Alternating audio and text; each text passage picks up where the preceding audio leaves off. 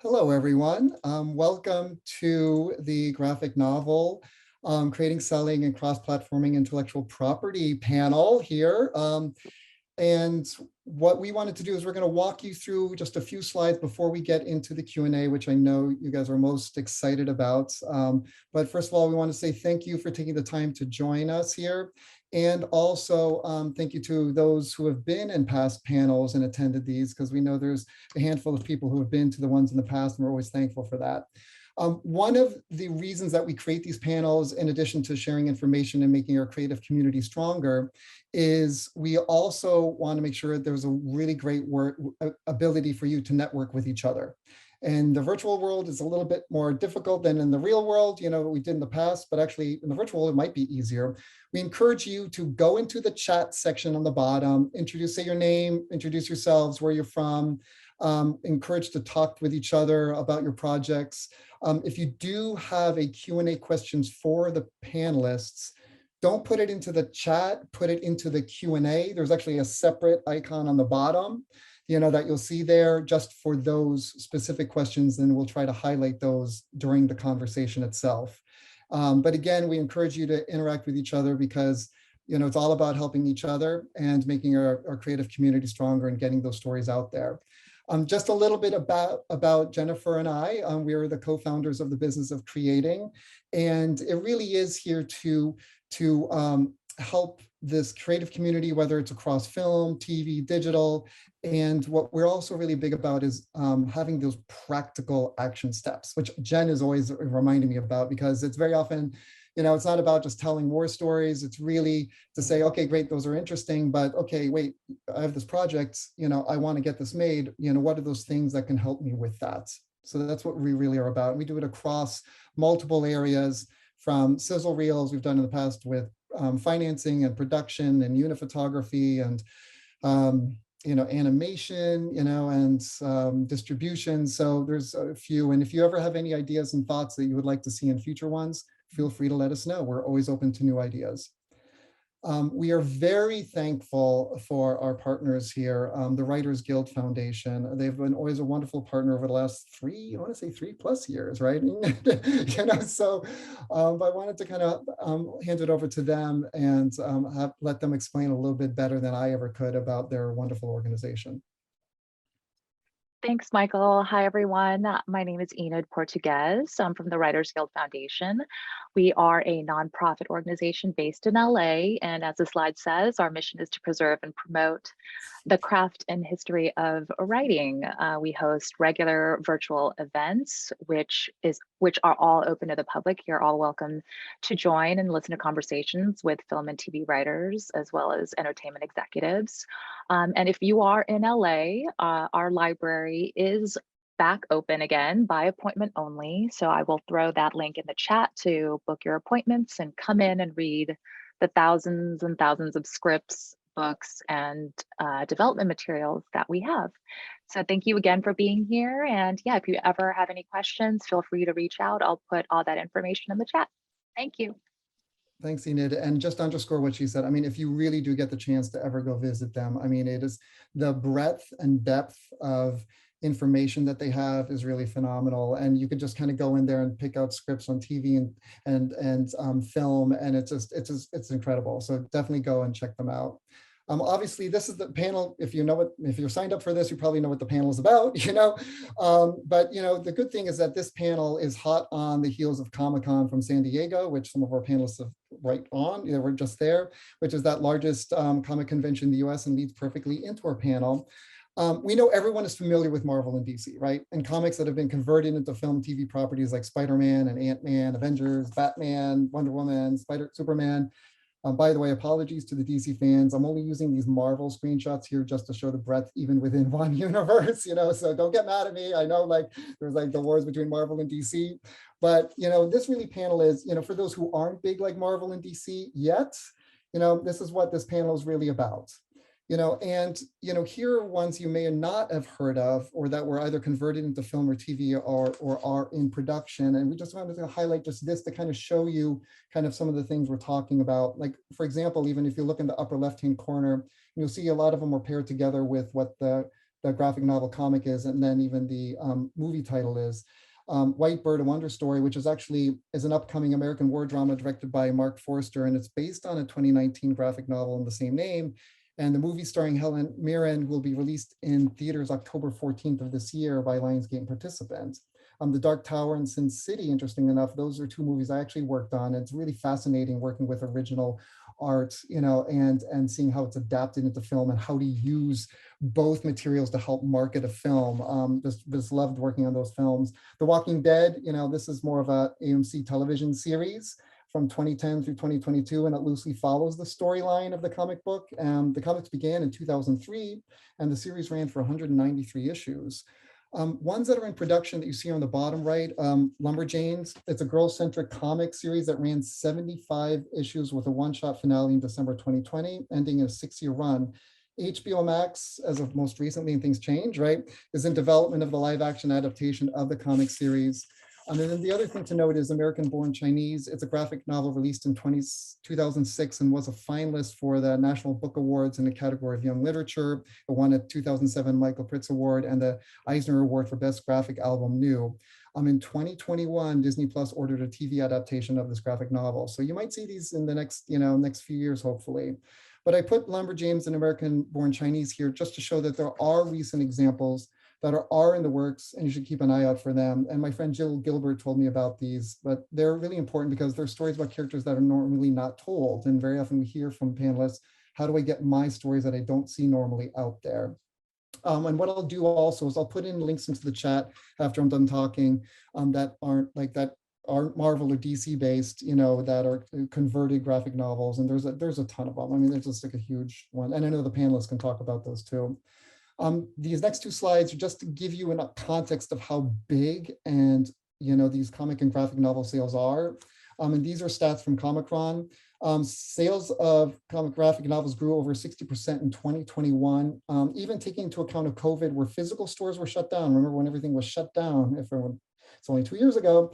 In 2020, the numbers exceeded 2019's by a hefty margin, and the sales were especially strong in the manga category, and periodical comics also had a great year, easily beating 2019.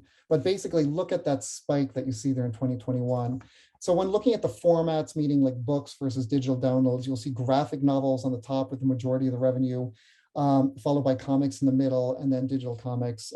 Sales through book channels, including book fairs, which are back in operation, grew at a blistering 81% pace. Digital growth was slower, but coming off a gangbuster year in 2020 during shutdowns. And I love this stat mainly because I'm still old school and I love the feel of paper. So that's why I love to see when you see that, the graphic novel and book sales.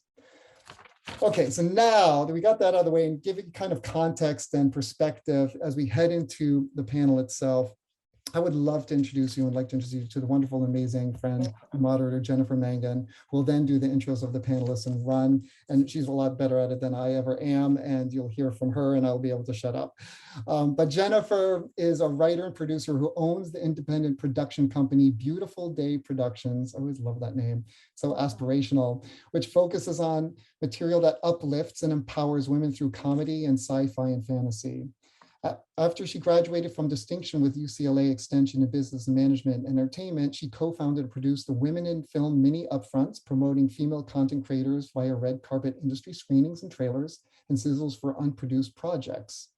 Recognizing the need for creatives to gain practical advice and guidance from seasoned entertainment execs in order to market and sell their projects, Jennifer co-founded and moderates these business of creating panels together. Currently, Jennifer's sci-fi fantasy television show, Animal Magnetism, is in development with executive producer Randy Greenberg. Hopefully Randy's listening in on here. Yeah. If you are, is he, Jen? Do we see him here? Is he here? He could wave. I'm not sure. Okay. Not sure. Well, Randy's great. He's he's responsible for the Meg franchise, A Tale of Dark and Grim, and Cowboys and Aliens. With that, I hand this over to Jennifer. Thank you, Michael. Thank you, everybody, for joining us today. I'm so excited to learn from these amazing experts. First up, we have the fabulous David M. Booher. Everybody, a round of applause for David. Hey, everybody. How you doing? Yay. David writes for TV, film, and comics. He co-created and wrote one of my faves, the fantasy CANTO from IDW, which I was so happy he told me is now in development as a motion picture with Westbrook Studios. And David is, of course, adapting the screenplay. David's credits also include all new Firefly from Boom Studios, Killer Queens from Dark Horse Comics, and the comic adaptation of Joe Hill's novella Rain for Image Comics. Prior to writing full-time, David was a practicing attorney for 18 years. Everybody, yay! Welcome, David! It's never too late, everybody. As you're watching, it's never too late to be a writer. I love it. Thank you. Encouraging words before we've even asked official questions. I'm so there.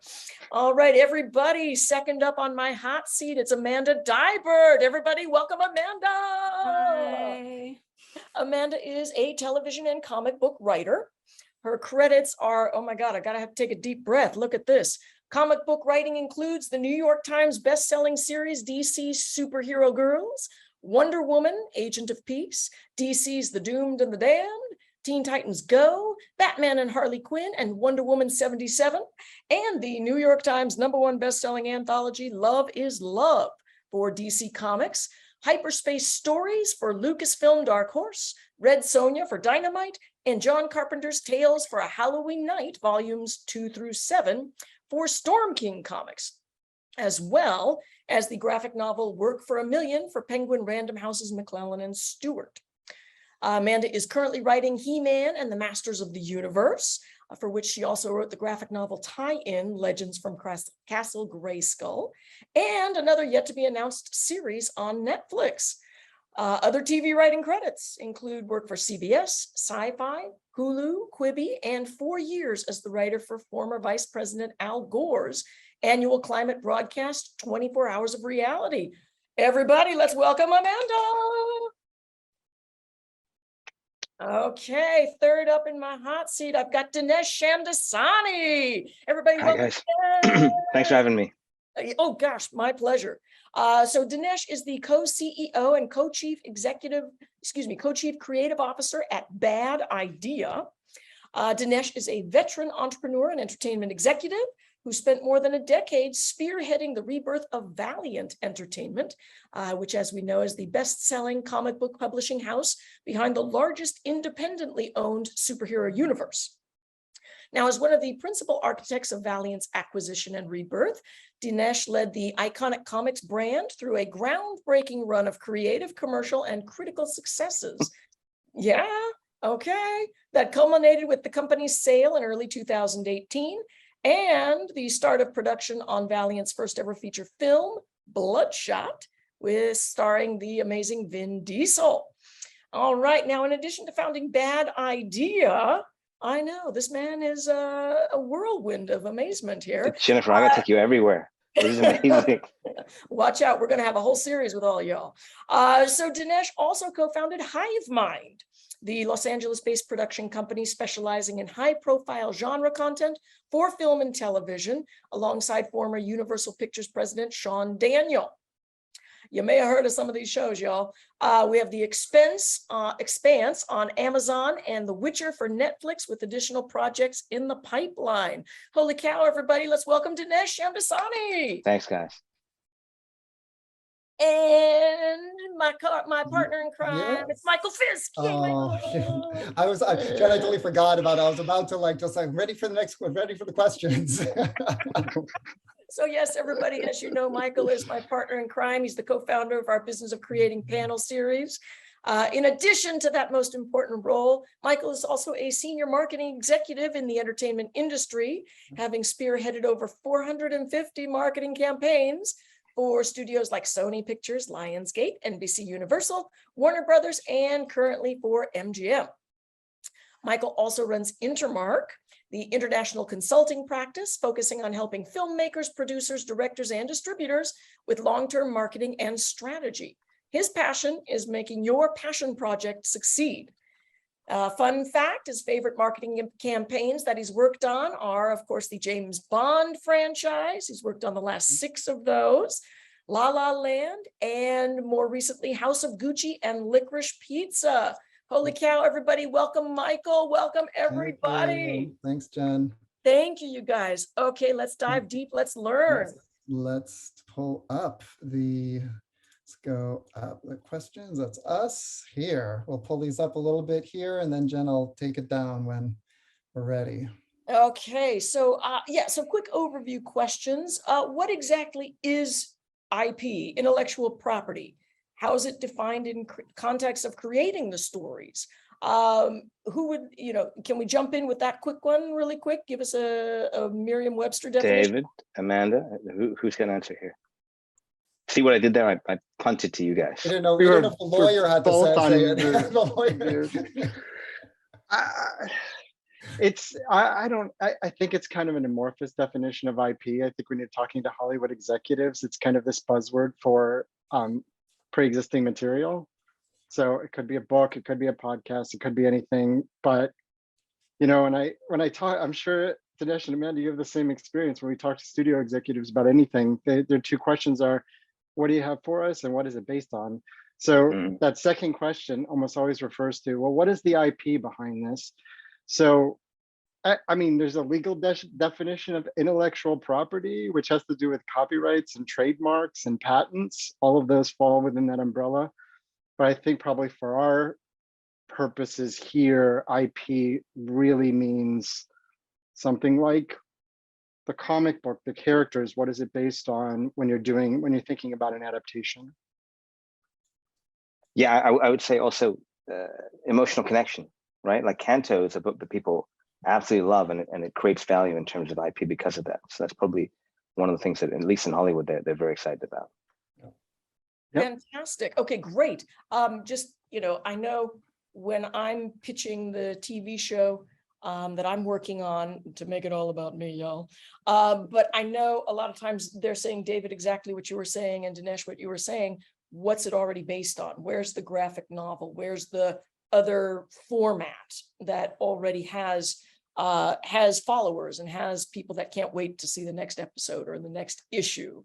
As David was reminding me. So I found was always interesting. Wait, it can't just be an original idea. It's even a better selling point, which, oh, hello, how are we pitching? That's like on this next page.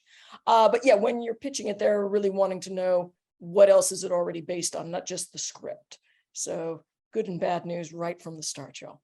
All right, so if I'm creating this graphic novel, can't I just do it all myself? I saw Final Draft has a template. I'm set. What? There's more than one role? Tell me more. Who do I need to hire and when? Well, I guess it depends on how multi-talented you are, because there are people who do write and draw their own comics. Obviously, I am not one of those people. But you've got, I mean, as the writer, you have your graphic novel or your comic book script.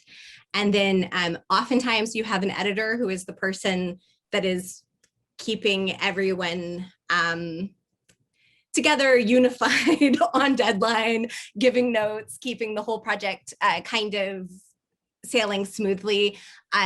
Most importantly, you're going to have, well, say most importantly for me, because I can't draw, you're going to have an illustrator who is the person that's drawing it. But sometimes even that can be broken up into inker, penciler. So penciler is the person that like draws it. Then you've got the inker that does the inks, colorist. Some people do all of those together. Some people do all of them, but then sometimes work with a colorist and sometimes work like that can get kind of flexible. But so you have up to 3 artists doing those things. And then you've got your letterer, which is the person that literally is doing the lettering, which is an art form of itself, which I think is something that if you're not familiar with the industry, is something that a lot of people don't realize. Like, I'm not the person who's writing the words in the bubbles. That's an art form because it has to do with like the impact, the font, the size, how to make sure that you've got it on the page in a way that the reader is like reading it properly, that it flows, that it's not interfering with visually interesting or important things in the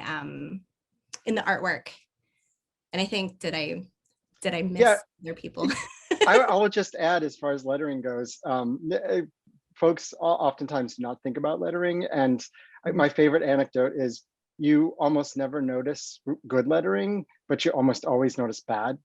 So if you're not really thinking about it, that means the letterer has done a very good job on your comic. But if you're getting any feedback about lettering, it's, yeah, you know, there might be something to look at there. And once all of everything that Amanda described is done, then you go to editorial. And so you have an editor who's on board. You might have a layout designer. You'll have somebody who designs the title, you know, style of the title, all the in the inside front cover, the inside back cover, the back cover, and then you have your publisher. So it takes a whole industry to raise one comic book, right? So it's a huge team, and if you are one of the lucky ones to have the talent to also draw and letter and write your graphic novel, kudos to you. But I am right there with Amanda, where I get the scripts out, try my best on those, and then send it to the team and hope for the best, right? But it's interesting because the creative component is very small, right? It's your editor, your artist, the colorist, the letterer. They have a creative input, but not in that initial phase. So it is a small team, unlike film and TV. So you can keep a real strong point of view in terms of vision, and then you've got all these other components later. So it is I was listening to you and I was thinking it is a big group of people, but it always feels small. Interesting looking at the chats. Letterers are in high demand. There's people wanting to find ones there. So if you know of any, look in the chat. There's people looking. And I can tell you, yeah, I was just gonna say, I can tell you that I've worked with 2 letterers in my time on my personal creator-owned projects, and that's because they're wonderful, and I will never, ever, ever let them go. Sorry, just so you know, fair warning. So you're but like, so you don't know anybody. So you're like, I don't know any letterers. It's a fascinating question because letterers are perhaps the easiest component to find. The work they do is very fast, so they can letter a ton of books. The most important thing they do is balloon placement to track where the eye is meant to lead from on a page, so that you're following the action on a page, and they're very good at that. But I'm surprised to hear that there are many studios out there that have groups of letterers that will work on books, and they're not picky and they're very strong. Maybe something that we should all, Amanda and David and I, should be thinking about, helping letterers get more out there in terms of promoting themselves.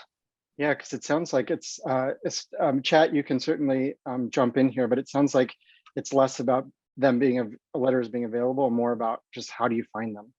How do you find somebody who has a skill set? I'm raising my hand. I'm the moderator, but I'm calling on myself, y'all.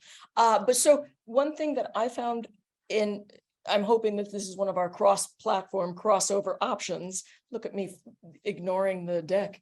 But so I found when creating a trailer, Michael, you were instrumental in helping me find the trailer editor for the TV show. So we did that by going to a couple of trailer houses and, you know, putting it out there to the junior editors. Hey man, who wants a side gig helping me do mine?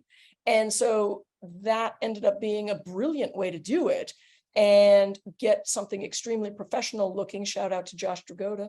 And yet affordable enough, you know, kind of thing. But so that was time and money and, you know, networking well spent. Would it be a similar thing to go to the publishing houses and say, hey man, can I put that out there to get a letterer, to get a colorist, to get a penciler, to get a quality team together? Well, the nice thing is they're in the credits in the books. Right, just like the you know, it'll say like here that the who the letter is. So the good thing is, if you see something and you like the work, you can find their name right in whatever graphic novel you're checking out. And then in the age of social media, it's pretty easy to find people, honestly. Okay, awesome. Practical action step right out of the gate. I love it. Okay, quickly jamming through the rest of our overview. How long is a graphic novel supposed to be? Is there a specific length? You know, and how many issues make up a series, you know, or as I like to say, or does it keep going, you know, until, as long as you're selling stuff and people are into it, keep making more episodes. Tell me more. Who wants to jump in here? I'm sure we all have perspectives. Is there a traditional number? I mean, I've seen them all over the place.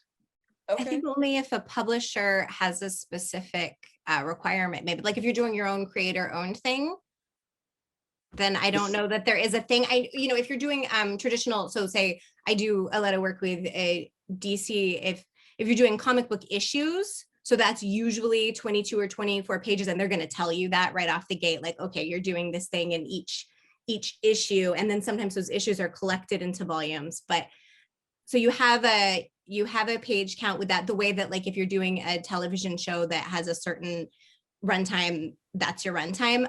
But when you're creating your own stuff, is there really an answer? It really varies by the publisher. So I just finished a series that was, Rain was 5 issues and we decided on that, but the page count was not fixed. So I did everything from 21, 22 up to 24. I mean, more than 24 per issue, and it gets a little sticky. I'm working on another one right now that the publisher requested 4 issues at 20 pages. So, and that's creator owned. So it really varies by publisher. But as far as graphic novels, I pulled one off my shelf. This is my favorite, one of my absolute favorite graphic novels of all time, is this book called My Favorite Thing is Monsters. And it was an original graphic novel. And then I have Killer Queens, one that I did. And I just want to put them next to each other and show you that there is no standard on length or size or any of that when you're thinking about graphic novels. unless those are like, ooh, go ahead, sorry. I was just going to say individual comic books, there is kind of, as Amanda was describing, there is a kind of a more of a structure to it. But honestly, if you're out there, use the format for comics, graphic novels, that's going to serve your story the best. If that means having a first issue out there, great. If that means doing a full graphic novel because it's a middle grade book, then great, do that. Okay, and that kind of dovetails into our, who are the audiences that we're doing this for? Is it kind of, it runs the gamut? Because you were just saying, hey, if it's for middle schoolers, then you're looking at something thicker. You're looking at the Lumberjanes, et cetera. Or if you are looking at, I don't know, adults, and or all ages, it could be, the 22, or it could be. And then are you also, in addition to that, in addition to what kind of audience are we looking at for these kinds of things, what, then dovetails into what kind of storylines? And are you thinking of it when you're saying like, hey, this is going to be, oh my God, I'm going on. Is it a series of 4, a series of 5? Is it a one-off like the Sleigh Bells? Is it, I know, right? Shout out to Elusive Comics out in Santa Clara. They're my place, man, while I'm in the Bay Area. They are awesome. Go check them out. And they have all of Bad Ideas comics. But so, yeah, what kind of demographic am I looking at? Am I planning the graphic novels as a series of 1, a series of 5, like a massive big series of 1, 5, 28? What are my practical action steps when I'm plotting this out on the page?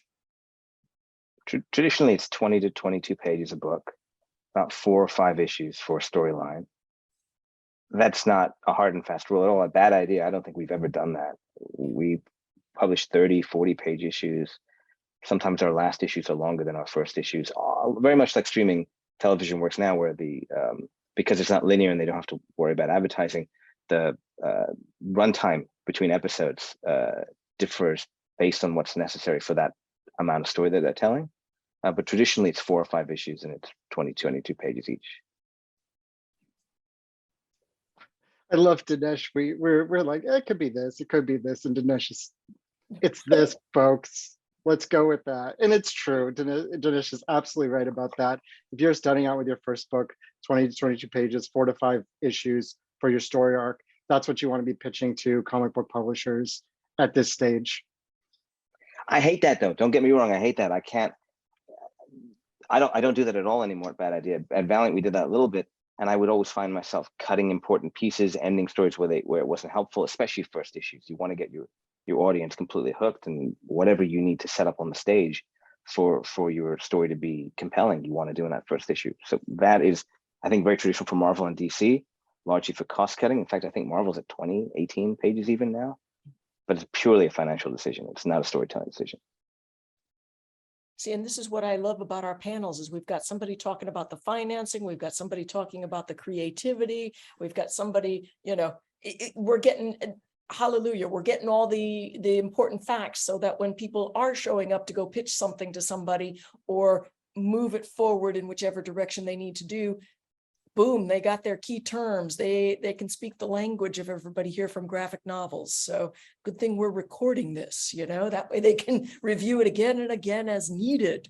All right, so do we have what storylines work best as graphic novels? Or it seems All to be of them. Yeah. Yeah, I mean, it's a visual medium, so like much like film and TV. So you want to think kind of visually at first, but yeah, it's every age demographic, every genre. People do autobiographies to horror. People, I think, tend to think superhero right off the bat when they think, but that's actually such a small part of the whole spectrum. fantastic. So, and I'm presuming within that, obviously, certain publishers focus on certain types of stories. So everybody do some research, right? Find which one goes for which audience you're trying to get and which kind of storyline you're trying to tell. So just as you would with any other kind of agent or manager or production company or studio, find which ones are appropriate. Yeah, Jennifer, and I would jump in just to say that I think publishers are less hyper-focused the way that representation might be, agents might be, managers, that sort of thing. And I see, we all see it now where things, publishers, what they want to publish is changing all the time. So I think it's even more important when you're pitching to understand, to read books that have been published by the publisher that you're targeting, to get the tone of it. And Scholastic isn't gonna publish your slasher. They're just not. So there's some disqualifiers, but other than that, figure out what they like, and if your pitch sort of fits the tone or the sense of the publisher, if it's not quite, maybe Boom doesn't, would like to publish your sort of smaller queer coming of age story, even though they have big Something Is Killing the Children and Berserker and all these big books. Maybe they want that. So, don't restrict yourself necessarily to sort of a hyper-focused, they published horror, so now they continue to just publish horror, because I don't think that's the way that they necessarily want to look at it. Dinesh, can I jump? Thank you, David. Dinesh, what is your thought coming from the publishing side and also coming from the publishing and producing side? I'm not, you're going to be popular tomorrow when people pitch to you, but so what how do you feel about when people are pitching to you and what kind of material they're bringing, and what makes you say, oh, hello, yes, let's keep talking and converse? We do it differently at Bad Idea. We internally generate, but we're the only ones that do that, I think, really. The other publishers, all my friends that run the other companies, they really have two, from what I understand, they have two major components they look for. Every publisher is an IP farm. They're all building comic books to monetize through film and television, to advertise through film and television, to monetize through merchandise afterwards. So they're thinking about, in the same way everyone on this panel and everyone watching this panel is, what's succeeding for Universal or HBO or Warner Brothers, etc., and how they can try and build something into that pipeline. The other thing they're thinking about is their own brand. So as David's saying, someone like Scholastic isn't really in the business of building slasher horror content, but someone like Boom might. That might be their bread and butter because they've had success in that recently, and they've got an audience looking for the next story in that vein, in that genre. So different publishers have different brands, and so they tend to lean into that. They're not huge companies, and the decision makers are usually a small group of people, and they have personal taste, and they gravitate towards that personal taste. Image Comics tends to be a very specific type of, actually, I don't want to say it because I'll get in trouble, but they have a specific thing that they do that is repetitive. And I know a lot of creators try and tailor their pitches to lean into that in order to get them approved an image, and then change them when they write the books, draw the book. You heard it there. Change it after you get the approval, y'all. Get in the door first. Note to self. I think that's probably good advice, no matter which part you're pitching, the graphic novel, the script, the what have you. Yeah. So that totally dives right into our next slide. how do I pitch this? What do I need to do? So I believe a lot of our attendees understand how to put a pitch together for film or TV, but not necessarily how to do it. We did a pitch thing a few years ago as a panel, just how to do it. So, Yeah, how to create your deck and how to do trailers and everything and marketing materials. So everybody, it's on our YouTube channel. Check it out. Just made it yesterday. So pitching, how do we pitch the graphic novel? So yeah, how do we do it? If one has the novel, how do you turn it into a TV or film script? If you're starting with your TV film script, how do you project that into a graphic novel when you're pitching it? Take me through the steps, please. I'm curious, Dinesh. I'm going to ask you. I've got a the worst question. answer. What do The most depressing. Uh-oh. Please. I know. This is a question. This is a Like, question that comes up a ton, and I what hate would this you question. like to see from Amanda and me, for example? The only thing I've ever seen work for me, for Marvel, for any other publisher is awful. And I've heard other people give this advice too. You literally have to make the comic book, write it, get it drawn, get it published, print it, even if it's at a Kinko's, and hand it physically to an editor or a publisher at a convention. And that's a huge bar. You've got to do all that work. You've got to take that expense. You've got to build the thing, and then you've got to hand it. You've got to get to a convention, which is difficult if you're overseas. And then you've got to find the right person and hand it to them. And then you've got to hope that they don't leave it at the booth or forget about it or get sick because they've got con crud or COVID or something, and then don't read anything for a couple of weeks. It's a difficult process, but it has worked. I remember at Valiant, I had these two guys who would harass us. They would just turn up to the booth in costumes and funny jokes, and they were anything they could do to put their books in our hands. And one of them was Donny Cates, who is now perhaps the biggest writer in comics. And he would just do that with every publisher. He had a book that he self-published, and he would just hand it to people and harass them until finally someone read it and was like, you know what? Let's give this kid a shot. And now he's writing Spider-Man or Thor, or both of them. I don't know, everything. All right, a success story of how to hustle. Nice. And I love the fact, Dinesh, that you're like, man, they just kept coming up and bugging us. Okay, note to self, we can bug Dinesh, everybody. But a lot. Russell Dodderman, who's drawing Thor, one of the biggest artists, that's how he came. Just people that I know at Valiant that we gave our break to. Jody Hauser wrote Faith for us, same thing. She self-published a book, handed it to us. I mean, almost everyone. Robert Gill, who we broke, same thing. It's a very high bar, but it does work. Nice. That kind of dovetails into one of my other questions, because I know for doing like, TV or film, you're like, here's my trailer that I made. Either I shot something and put it together, or I did a rippo and here it is, watch this for the 2 minutes. So 2 questions on that. Would something like that be relevant to say, look, this is what I've done with this, and I want to turn this into the graphic novel? Would showing something like that you already have prepared in your digital back pocket, is something like that useful? And also you just show like, here are some example pages I've done of the style and the tone of the graphic novel, or do I need to do the whole thing? I don't think trailers necessarily help. They can't hurt, but I wouldn't spend the time. Pages are helpful. The thing you've got to understand is publishers, editors, anyone that works in publishing is crazy overworked. The beast of publishing needs content. It needs at least 20 to 22 pages a month for every book consistently. So there's no time. There's no time to have a family. There's no time to sleep.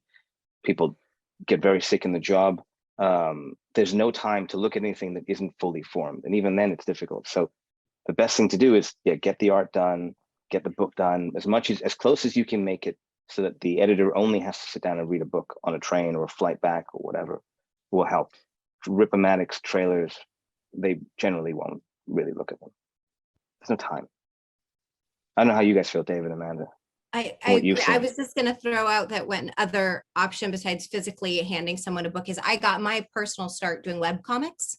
So putting things online, easy, like you said, people are overworked. So this is something that comes to them that exists in the ether that they can see while they're like scrolling online. So like doing something that you put online, again, you've got to have it done. You have to, there has to be art. You're doing something.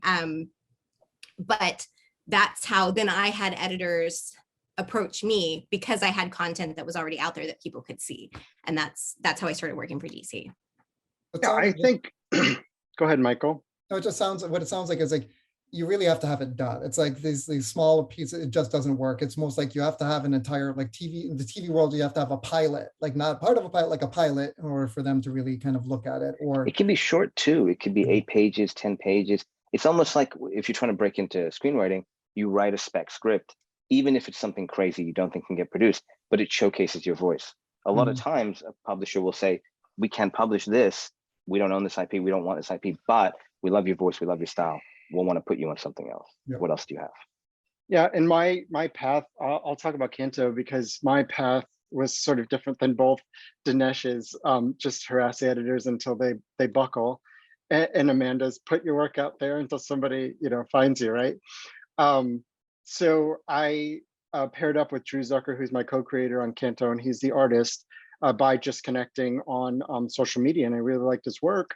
And so I reached out to him. He wasn't available when I first reached out to him for a different project. And then after he became available, he sent me a message with this design of this little character, this little clockwork knight. I'll show you that. I have visual aids. There he is. It was an early design of his, and he had a story idea, and he approached me and said, do you want to work on this together? And so we got together, we sort of looked at the story and built something, and then we partnered on it. So he drew, we had a full, so it was like a formal TV show pitch. So we had, it's like an all ages fairy tale in the tone of like Never Ending Story and Labyrinth and Return to Oz, that sort of thing. So we crafted the pitch document to look like an old like fairy tale book from the 19th century. So it had like weathered pages, and we put a couple, it was inspired by Wizard of Oz and Dante's Inferno. So we put a couple of quotes at the beginning and some, you know, some draw outlines of CANTO, and then described what it was, described what the market was, who we were, what our experience was. And we had 6 fully finished pages, comic pages in that pitch. And that still wasn't enough because it's published by IDW, and they came back and said, well, can you do the whole first issue of at least inks? So I wrote the script, and Drew, he did the art on the full first issue. And that was when they then considered it. So and that's sort of what my break was sending this fully finished pitch package to IDW. That personally, I was so passionate about CANTO, and Drew was too, that we were going to make this book and put it out there, whether or not a publisher wanted to do it. And that potentially came through to IDW. And I think that's why they took it on, because they saw the passion, they saw the appeal of it, they took a chance on it, and it's been fantastic for us. But that, I think, is probably the most traditional that folks in the chat and watching that path, look at publishers' guidelines. Do they want 5 finished pages that are fully inked, colored, lettered? Do they want the full first script? Do they want the full first issue? Do they want, like, Image wants 3 issues done in the can, if not all of your issues before they publish it? But as you can see, it's 3 different paths to get to the same goal, which is to make comics, right? Absolutely. I love it. So there's no, the good and bad, as we find with most of these things, is there's no one correct answer. You know, would that it was so that it was that straightforward, but this makes it even better in the respect that, okay, you can play to your strengths, you know, and so you're showing your passion, you're showing your get up and do it. And then, you know, maybe you're also brilliant at showing up at, you know, Comic-Cons and standing in front of Dinesh and going, until he says, okay, give me the thing. Although I will add, though, the convention was such an important piece of my journey too, because I was going to San Diego Comic-Con for a decade prior to even talking to anybody about being creating comics. So by the time I was reaching out to folks, I could say, I've been to your booth for 10 years and I bought books and I love this book, IDW. I love Lock and Key. It's my favorite comic. So I was a huge fan of IDW before we even went in the door, and build that groundwork so that you're just not, you know, the person off the street trying to throw Dinesh in the booth some random thing, like Donnie Cates, right? He came to your booth tons of times. So by the time I never you were said ready, yes. And you By the never way, said yes. I never said yes. It's awful. Big mistake. I feel, He never lets me his, forget. I feel his pain. I feel his pain, Dinesh. He's fine. He's fine. Did you, when you were doing that, David, did you meet people at IDW? So when you sent the submission and someone responded at IDW, was it someone you had met physically? So that's a great question, Dinesh. And the answer is kind of. So when we pitched CANTO to various publishers, I made it a goal of mine that I didn't want to send a submission in anywhere cold. I wanted to make sure there was a name in front of the @ for every email address I had instead of a Smart. submissions @ and that was the result of the 10 years of going to cons and meeting people. And an artist friend of ours who is now, Ben Bishop, who is now the artist on Last Ronin for Teenage Mutant Ninja Turtles, just phenomenal person, phenomenal artist. He was working at IDW and I reached out to him and I said, do you know, who's your editor? Who's the editor you like or you work with? And he gave me the name of somebody. And so I emailed him, and I might get in trouble for this, but I always love telling this anecdote where I'm like, man, I got a name. I'm ready. I am in. We're going to get right to the top of the slush piles. People are going to look at this carefully. It's going to, and he emails it back and he said, okay, great. I'll go ahead and send it over to the submissions committee. And all I could think of was the dang wood chipper from Fargo, where the submission goes in one side and it just comes out as confetti on the other. So we luckily came out whole on the other end of it, but it's just a, you just lay all this groundwork and you're so ready to go. And then suddenly you're in the slush pile with everybody else. So you just got to keep working. Hopefully you were in the top third of the slush pile since it went internally into the slush pile. So you did something right there. You know? Yeah. A couple of quick specific questions. So do you do graphic novel comps when you're talking about pitching? Hey, it's similar to this one and that one. Curious to know the answer. Yes. All right, thank you. Next question. No, they really, publishers are very concerned about audience. I'm sure Dinesh and Amanda, you can pop in too, but they want to know who they can market this to. Yes. Yeah, it's true. And movies and TV. I mean, anything, but Yeah. very much so other books that have come out. Okay, great. Note to self, huh? And that also brings up the following question. Yes, bobbleheads, we're all going, yes, do that, yes. So when you are marketing your script as a graphic novel and or vice versa, your TV script, and you're saying, look, it has fantastic potential in the graphic novel space and merchandise, etc. Who do you go to first? Or, you know, is it kind of whoever you can get a connection to, whoever you know, somebody who knows somebody there? Do you want to be pitching it first as the graphic novel, or do you want to be pitching it first as the TV series? Is there an order of operations to go to, or is it again, hey, fantastic, I've met this person over at IDW, let me call them up? I have thoughts, but I don't want to Yeah, go for it. monopolize the time. So Dinesh, Amanda. Amanda, what do you think?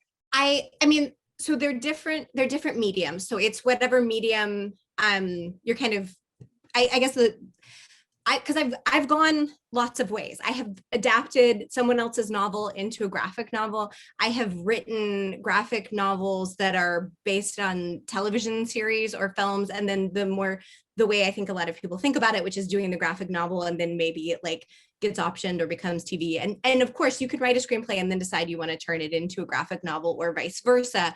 But I think they're different mediums. So if you have a screenplay, you do not have a graphic novel script. And if you have a graphic novel script, you do not have a screenplay. So it's really about thinking about the medium. I think the best thing to do is to think about the medium that would best serve your story and do that first. And then, I mean, in some ways, probably budgetarily, it's a little more feasible to put in time and energy and create an issue of a graphic novel to pitch than maybe like creating a whole independent film or a pilot. But yeah, that's my. I think it can be off-putting a little bit to editors sometimes. if you come in, I mean, they want to see what we just discussed, which is they want to see the proof of concept for a comic book. And if your first approach to an editor is, oh, I have a TV pilot, I have a feature script that I think would make a great comic. If I was an editor hearing that, it would raise a red flag for me, because I think editors want to work with folks who love comics, and they're already going to be looking at your project as the potential to adapt. So you don't have to point it out to them and say, oh, this would be a good TV show, because they're already looking at that like, is this going to be a good TV show? So come in, the comps, this is related to the comps, like what is your book like? And that also shows them that you're aware of comics and you read them, even if you don't read them religiously or you've just dipped your toe in. Being familiar with comics really puts an editor at ease when you're pitching your adaptation of the pilot that you've written as a comic book. Honestly, if you're pitching a comic book, I would not mention any of that. Don't mention that there was a pilot script. Don't mention there was a feature script. Don't mention adaptation potential. None of that. Laser focus on the comic and making it the best comic possible. And all those things are going to be already going through their head. So you don't have to tell them to think about that. 100%. 100%. It's most of, unfortunately, it's most of what people in publishing have to think about. Okay, well, great. This is such wonderful information here. I'm just kind of soaking it all in. This is so great to understand. And then, of course, we wanted to know, well, how long does all this take? You know, can I do this in 6 months, y'all? Can I have my cross-platform project all set and ready to go? Again, just kind of reviewing how long. I know, Dinesh, it took Bloodshot quite some time to get from its initial stages to the full film at the end, if you will, going from one to another outlet. And David, I know you were just saying for Canto that, you know, you guys are developing that. And so, okay, 6 months to a year, is that what I'm looking at? For making their comic or adapting? Both actually would be great, because again, this is an area in which a lot of us are not familiar. Well, doesn't it only take like a week or two to make a graphic novel? Yep. In and out. It can. Done. It can. How good do you want it to be? Yeah, there you go, Amanda. How good do you want it to be? Because you can do one in a week. Yeah, good, cheap, and quick. You know, pick the two from the triangle. Good, cheap. But it's not a long period compared to the other mediums. It's not a long period of time. One of the best things about comics is that it does happen fairly quickly. You can, especially someone like Marvel or DC that are publishing issues of Spider-Man every month, they generally have a 3 to 6 month lead time from conception of idea to it's on the stand. And the wonderful thing about that is there's not a lot of time to shave the edges off. So you can have a point of view as an artist, a writer or artist, however you are approaching it. But the adaptation component, that can take a decade, if not indefinite. At least that's my experience. How about you guys? Yeah, I think that's about right. You want it. It's a little bit of trial and error, because when you're first starting out, you probably, if you're doing a 5-issue comic series and you set that date, they'll set a date sort of 3 months ahead of when they first reveal that you're doing the book with Boom or Dark Horse or whoever. And I think we had 1 issue, maybe 2 issues of Canto done when they first announced it. And we're like, we are ready to go. And the train leaves the station and you're on board. And within minutes, you realize that you're actually under the train. You're not on it because this thing is just going and you have to keep up. So it's probably, you could probably make a full issue like Dinesh was saying in 3, 4, 5, 6 months. But if you're doing 5 issues that come out monthly, you probably should be working to put 3 together before you start publishing them, which could take a 6 month lead time. And then to make a full issue, 5-issue arc, it's probably going to take, what would you all say, a year from start to finish? To do it well. And you have to remember, as the writer, that the art is what is going to take so much longer than what you're doing. So for the love of God, don't miss your deadline writing, because you taking a little longer on the script hits your artist in kind of a much bigger, much longer, many more weeks added way. Because It's they just, will I'm married to an illustrator, so I have to say. That's right. Yeah. So I mean, Amanda, you could speak to this because artists will set page goals per day, per week. And if your script comes in 3 days after you said it would come in, you suddenly lopped off 3-4 pages from the schedule. So they have to jam it in now to a shorter schedule. So I would say, number one, don't miss deadlines, and number two, don't make your artist unhappy. And I think they go hand in hand. This is all also if you're paying your artist, if you're breaking in and you guys are both doing it for free. I mean, then they've got probably a job that they've got to go to, so you've got to budget even more time. And that's something, just because I assume mostly screenwriters listening here, that the IP works a little differently, or can, in the comic book and graphic novel community than. So if you've written your screenplay and then you bring on an artist because you've decided to turn it into a graphic novel, well, if you're doing it together, like Dinesh said, and you're creating it, they are now your co-creator. And unless you have set up something differently from the jump where they're work for hire, they now own that IP with you. So you don't still have the full creative control of your IP because you're creating it together. That's usually how it works. It can work differently. Different publishers do it differently. Different creative teams obviously can work out their own situation, but just so you know going into it that you're not suddenly like, what do you mean this is by this person and this person, your writer and illustrator, you're considered co-creators. Right. And that's a full panel's worth topic for a full panel, because there are, even within what Amanda said, there are variations where you're not giving up actual ownership, but you are giving a 50% royalty.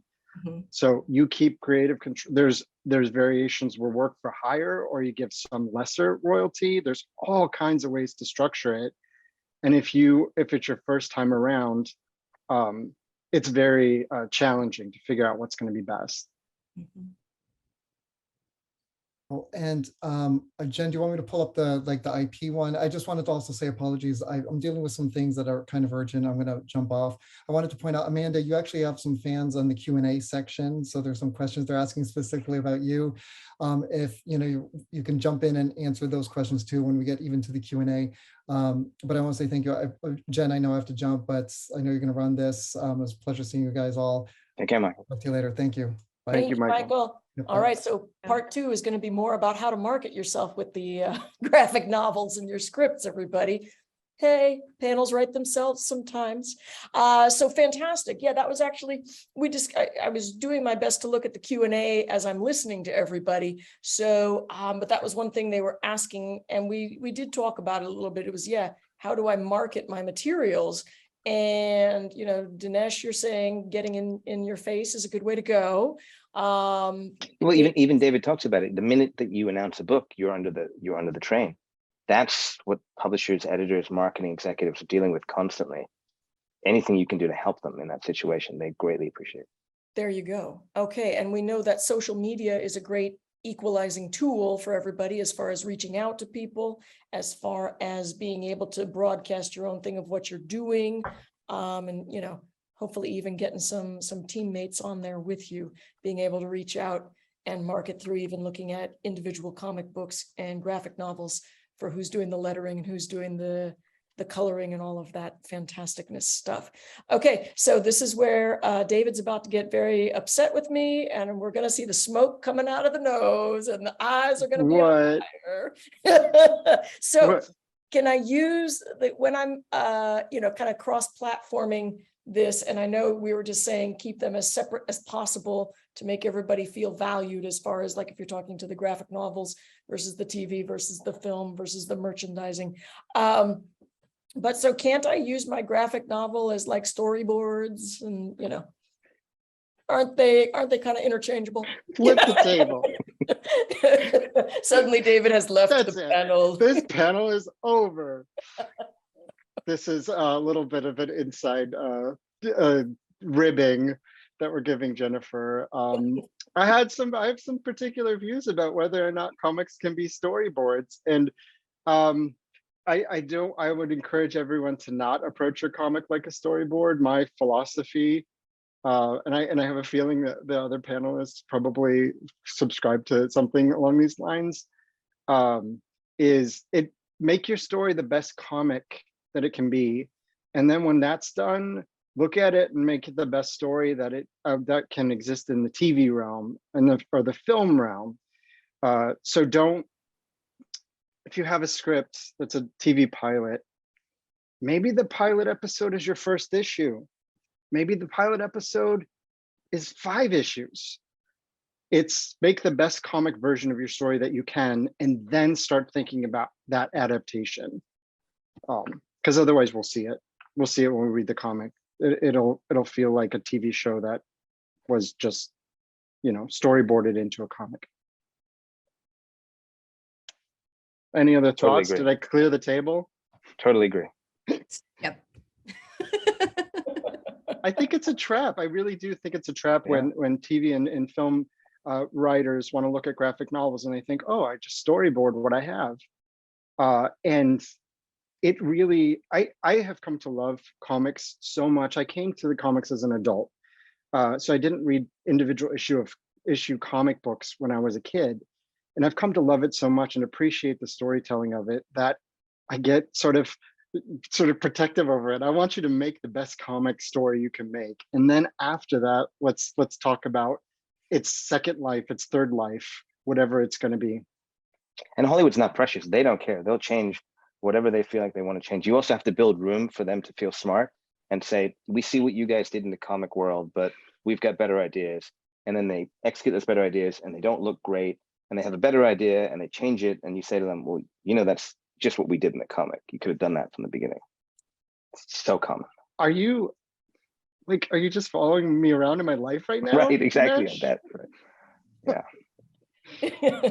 Dinesh is old school. He's like, I show up in person. I don't just follow you on Twitter and Instagram. I'm behind you all the way, just taking notes. Watching. He literally Harassing just you with my comic described book. my last month. So I Really? Oh, it's yeah. fun. It's fun. We're having a good time. Okay, so here's the other question that's gonna, get some smoke coming out of people's noses here. So the timing within the graphic novel, I almost said episode, each issue of the graphic novel, it seems very similar to like how you would plot out the TV episode. And this is, the ending of the first issue is kind of like that first commercial break. Is that, and obviously though, each issue has its own, acts 1, 2, and 3, and 2A and 3A, etc. So it's its own thing in and of itself, its own story, but the rhythm of it feels very similar to how you would put breaks in for TV episodes. Good thing it's virtual, so David can't, Go ahead. Am I right in that, or am I just that This is you, wrong? David. I should leave now. I was answering a question on the Q&A. Oh, love it. Okay, yeah, thank you, because those get away from me sometimes, guys, because I'm so enjoying listening. So I'll leave it to Dinesh and Amanda to contribute. Amanda, what do you think? Pop in. I mean, I don't think it exactly, I think if you tried to just plop a graphic novel script into like Final Draft and then turn it into a screenplay, you would suddenly find that you had to like change a lot of pacing and what happens in a scene and what doesn't, and timing and stuff. Like there is, yes, there is a pacing element of it. Like, you want to end an issue with sort of a cliffhanger and follow an arc the way that you would in television. So it's not unrelated, but I don't know that you could just switch them out. So it's not quite as straightforward as it appears when you're just kind of doing your basic research. I don't think so. Yeah, I totally. mean, you want to have cliffhangers after each issue, kind of like you want it for commercial breaks for in TV episodes. But that doesn't, I mean, I don't think it's ever going to be a one-to-one. Your pilot has 5 acts. So suddenly your 5 cliffhangers are your 5 issues of your comic. So again, it's just going back to doing what is best in the comic form, what's going to be the coolest thing to leave on, because, you know, in a commercial break, folks are leaving for 3 minutes. And in a comic, they're leaving for a month. So until the next issue comes out. So you better hope that you got that somebody's literally clinging to a cliff at the end of every issue, so they come back. And there's also kind of like the timing thing, you know how with screenwriting, there's sort of the page a minute idea, but like say in a comic, there's like a splash page, which is where you've got, you know, instead of a bunch of panels, you've got a page of beautiful, and that's giving you maybe an epic fight scene if you're doing some sort of action comic, which in a film, you're going to be seeing like the whole fight scene, whereas like that's just like, it's a whole page of it's just, I don't know, it just doesn't, it's just not quite the same. I'm loving this information. I'm also scrolling quickly through, you know, just trying to look at our Q&A, because we do our best to make this interactive. A lot of these we've discussed about how to market yourself when you're pitching it. What do you need to include in a pitch? I'm trying to go, okay.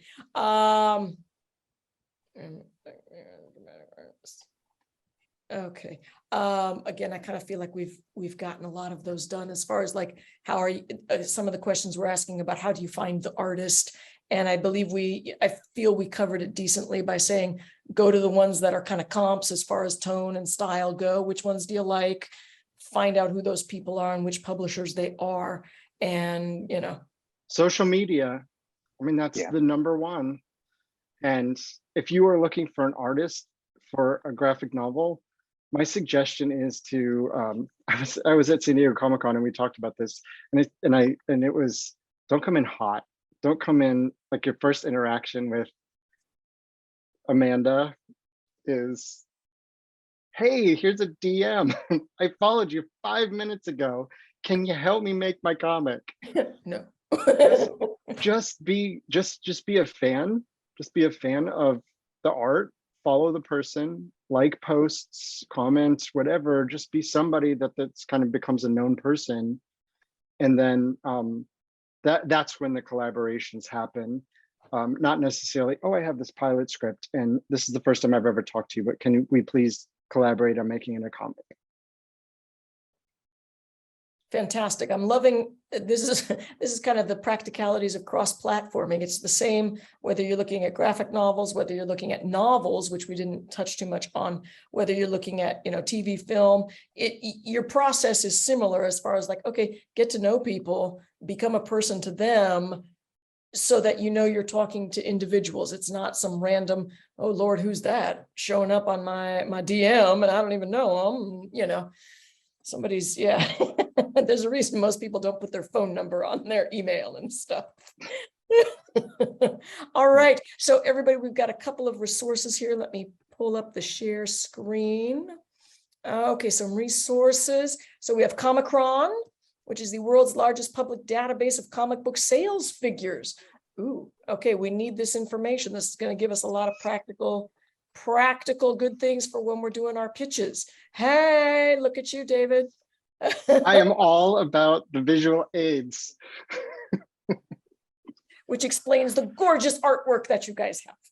And then I love, again, how some books, great. I can go to the library, they might even be online. I can go to, again, maybe they're right there at Elusive Comics, you guys, because they were such generous co-conspirators with me and learning all my info for today. So you can get Making Comics by Scott McCloud, Comics and Sequential Art by Will Eisner. Look at that. Look at David showing us what we need to get. Note to self, everybody's jumping on Amazon, but don't do it for another like 5-10 minutes, y'all, okay? All right. Ladies and gentlemen, it makes me sad, but it is that time of the day. We need to say a humongous thank you to the Writers Guild Foundation, of course, for being amazing, you know, people to team up with. So thankful for that. Final draft, y'all, in just a moment. I am going to be putting the survey link in the chat. Please fill it in so that you can get a chance to win a copy of Final Draft. We have 4 full downloads to give away. Hey, and as we know, it has the graphic novel component templates in there in addition to our regular script templates. And you know, those who also fill in the survey can get a 30% discount if they want to just upgrade their software.